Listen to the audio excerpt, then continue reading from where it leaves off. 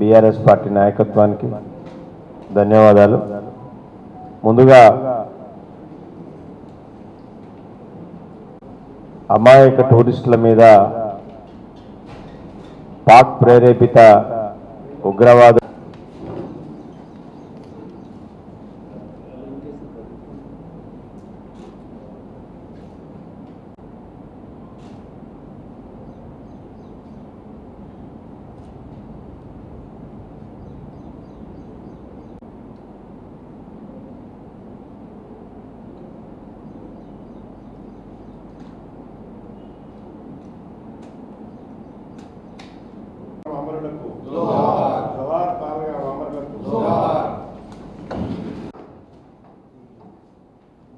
రాష్ట్రం రావాలని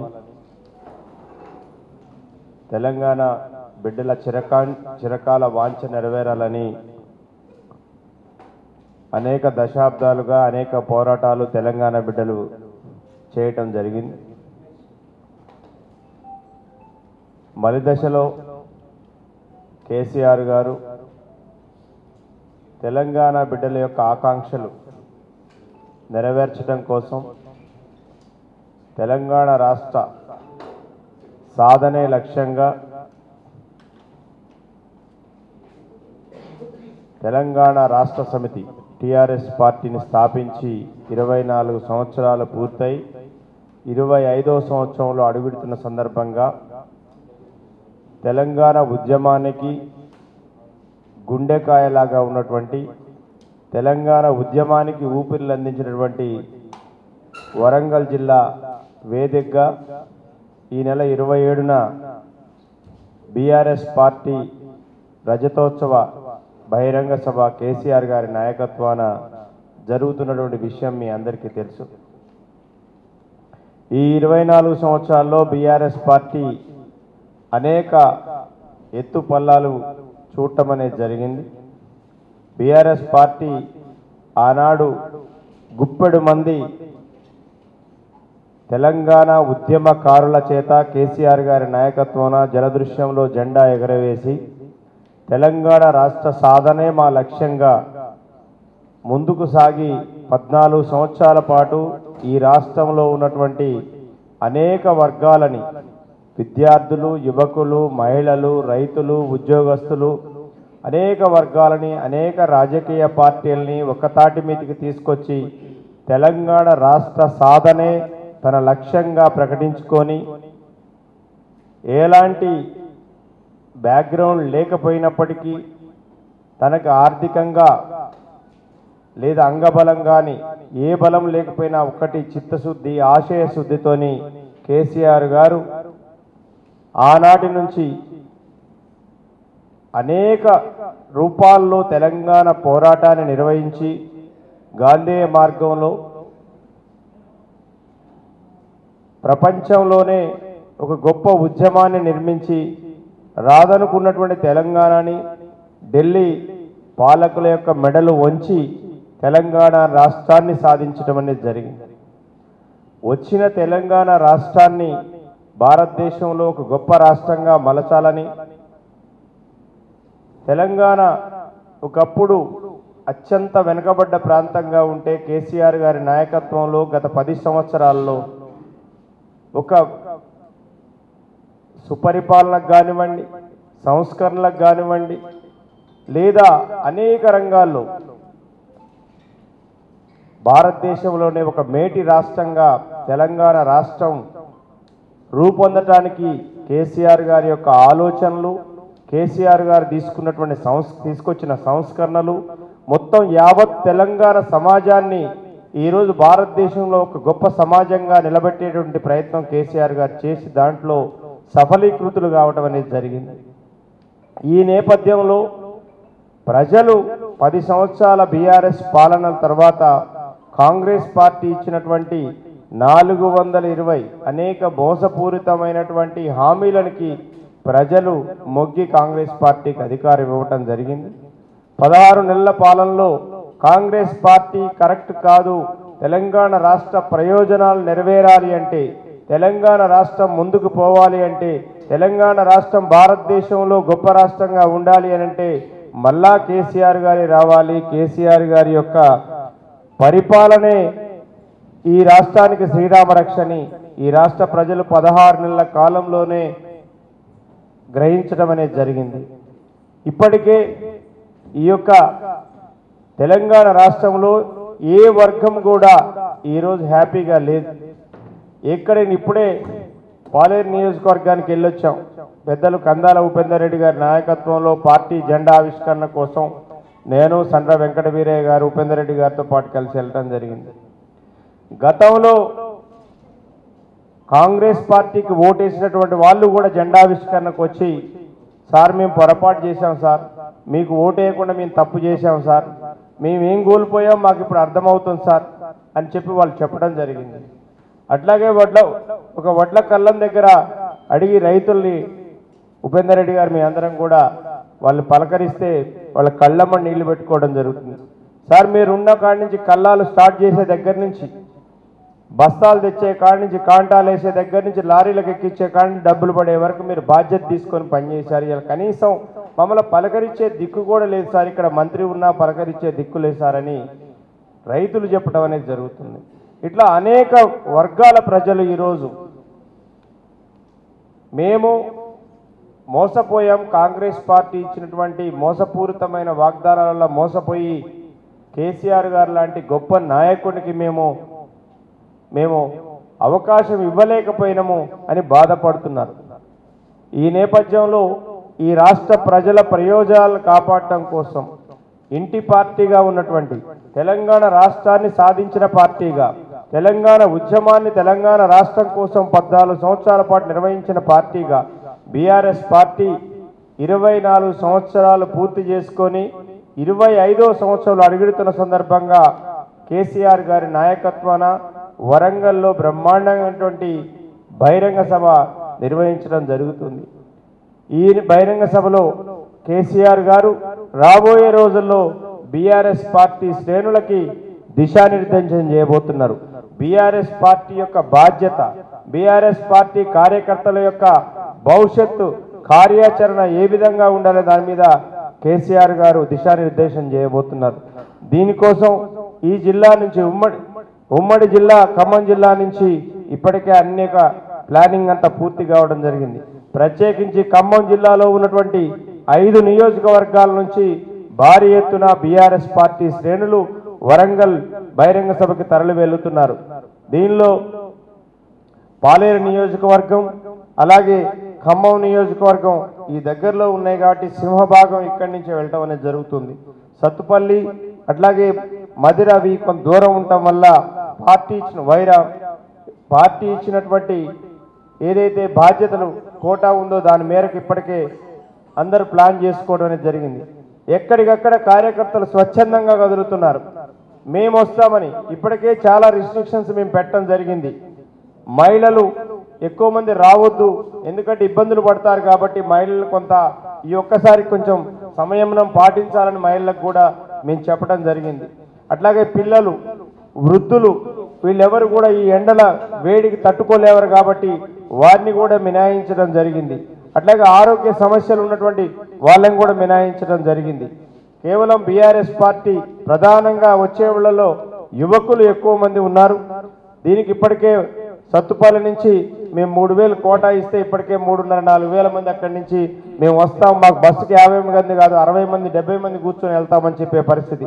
పాలేరు నియోజకవర్గం నుంచి 10,000 మంది రాష్ట్ర పార్టీ కోటా ఇస్తే ఇప్పటికే అక్కడ 14-15,000 మంది మేము బయలుదేరుతాం, అవసరమైతే మేము బస్సులు రాకపోయినా మేము వ్యక్తిగతంగా వస్తాం, మేము మీటింగ్కి వస్తామనేది చెప్పడం అనేది జరుగుతూ ఉంది. అట్లాగే ఖమ్మం నియోజకవర్గం నుంచి కూడా అదే పరిస్థితి. గతంలో ఎందుకంటే ఇది కొంచెం పట్టణ ప్రాంతం కాబట్టి దూర ప్రయాణాలకి ఖమ్మం ప్రాంతం నుంచి అంత ఎక్కువగా ఇంట్రెస్ట్ చూపించేవాళ్ళు కాదు. కానీ ఈ వరంగల్ బహిరంగ సభకి ఖమ్మంలో ఉన్నటువంటి 57 డివిజన్ల నుంచి రఘునాథపాలెం మండలం నుంచి కూడా పెద్ద ఎత్తున పార్టీ కార్యకర్తలు కదులుతా ఉన్నారు. బస్సులు సరిపోవటం లేదు, కార్లు సరిపోవటం లేదు.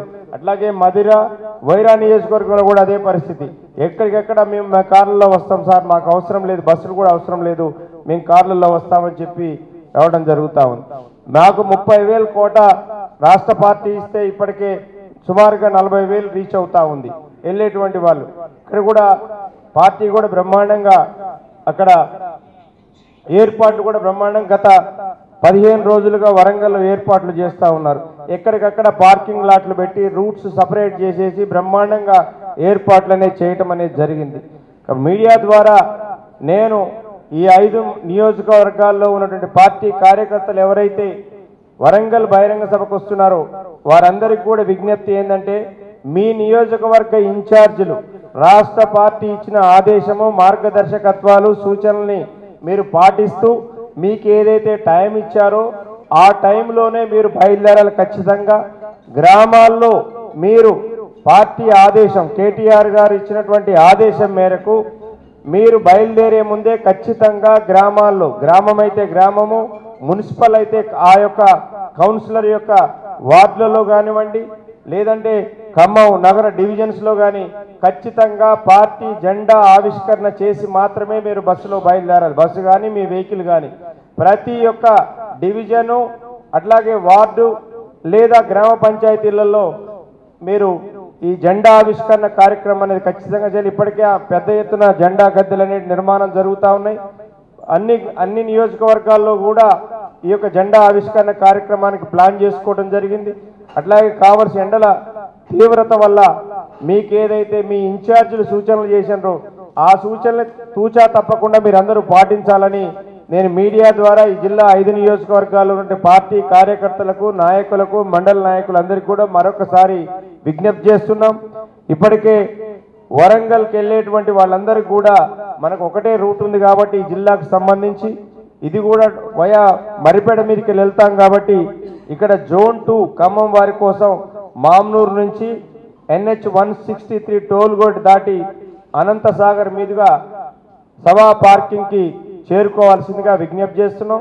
మీడియా ద్వారా ఈ యొక్క పార్కింగ్ కానివ్వండి అట్లాగే రూట్ మ్యాప్కు సంబంధించినటువంటిది అందరికి కూడా షేర్ చేయడం జరుగుతుంది. మీడియా మిత్రులకు కూడా ఈ యొక్క సమావేశం అనంతరం ఈ యొక్క రూట్ మ్యాప్స్ పార్కింగ్ సంబంధించిన డీటెయిల్స్ ఇవ్వడం జరుగుతుంది. అలాగే ఇన్ఛార్జీలకు సంబంధించి కూడా నియోజకవర్గ ఇన్ఛార్జీలు ఎక్స్ఎమ్మెల్యేలు ఎవరైతే ఉన్నారో బాధ్యతల్లో ఎవరున్నారో వారికి కూడా ప్రతి మండల కేంద్రానికి ఈ సమాచారం ప్రతి బస్సుకు కూడా ఈ యొక్క రూట్ మ్యాప్కు సంబంధించినది ఉండాలి. అందరూ కూడా దయచేసి సభా ప్రాంగణానికి ముందే మీకు నిర్దేశించిన టైంకు చేరుకోవాలి.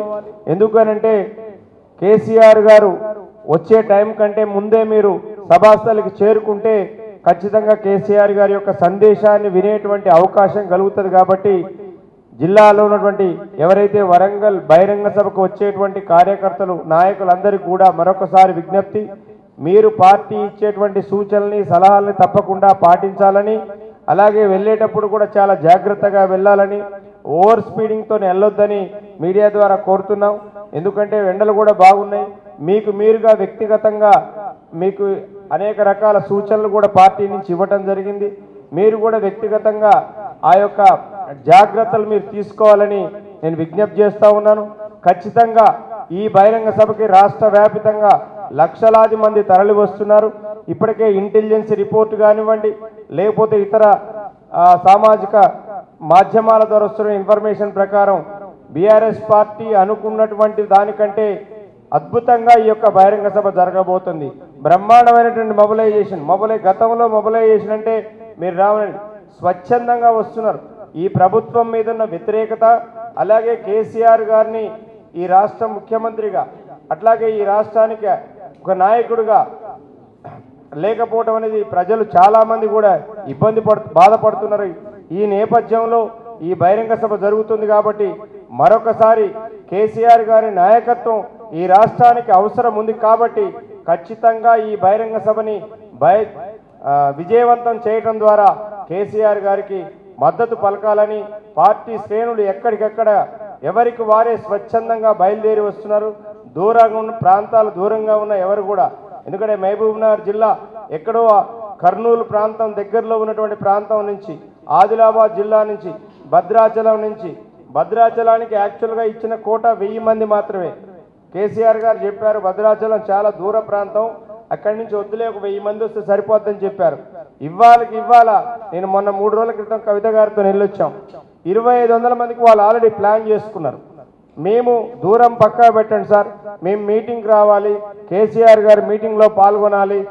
ఆ రోజు టీఆర్ఎస్ పార్టీ స్థాపించే రోజుల్లో మేము పార్టీలో లేకపోవచ్చు, కానీ ఈరోజు పార్టీ 25 వసంతాలు పూర్తి చేసుకొని 24 వసంతాలు పూర్తి చేసుకొని 25వ సంవత్సరం అడుగు పెడుతున్న సందర్భంగా జరుగుతున్న బహిరంగ సభలో పాల్గొనడం అనేటువంటిది మా అదృష్టంగా మేము భావిస్తున్నామని చెప్పి పెద్ద ఎత్తున పార్టీ శ్రేణులు కదులుతున్నారు. కాబట్టి మీడియా మిత్రులందరికీ కూడా ఈ సందర్భంగా ప్రత్యేక ధన్యవాదాలు, కృతజ్ఞత తెలియజేస్తున్నాను.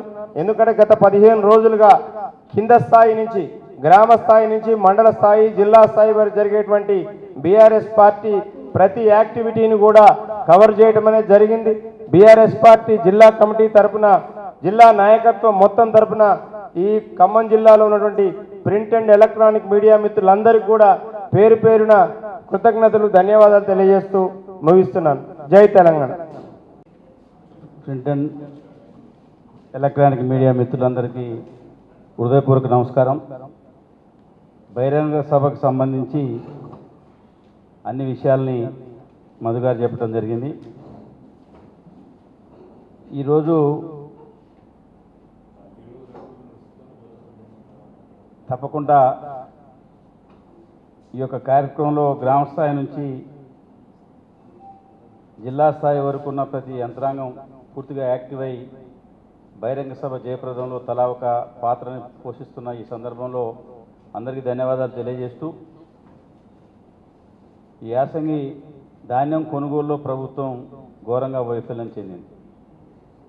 ఇవాళ ఏ రూట్ వెళ్ళినా కూడా ధాన్యం రాసులతో నిండిపోయి మండుటెండలో రైతాంగం దిక్కుదోసని స్థితిలో ఒక పక్క ఆకాశంకి వెళ్ళి రెండో పక్కన ప్రభుత్వంకి వెళ్ళి చూస్తున్నారు.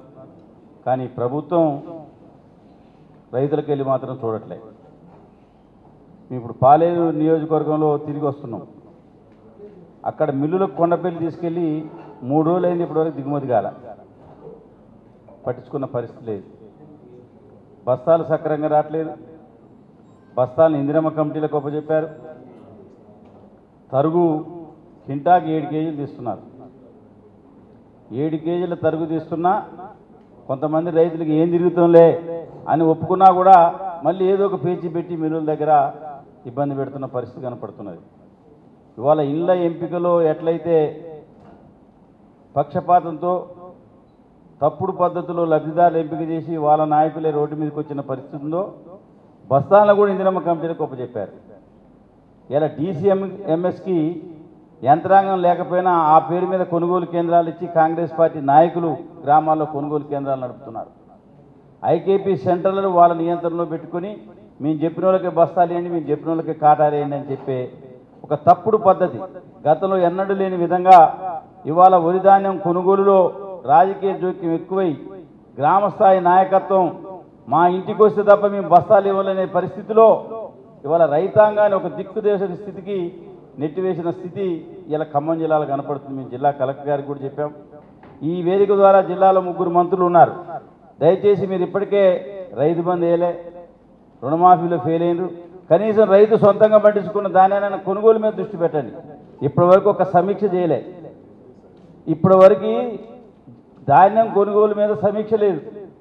కల్లూరు మండలం పుల్లయ్యబంజర్ ఒక కొనుగోలు కేంద్రంలో 1,00,000 బస్తాలు ఉన్నాయి ఇప్పటికి. ఈరోజు మీరు ఏ రూట్ అయినా వెళ్ళి చూడండి, చాలా ఘోరమైన పరిస్థితి. మరి ఇది జూన్ పడుతుందో జూలై పడుతుందో అసలు ఈ ఒడ్లు కొంటారో కొనరో అనే ఒక ఆవేదనలో రైతాంగం ఉన్నారు.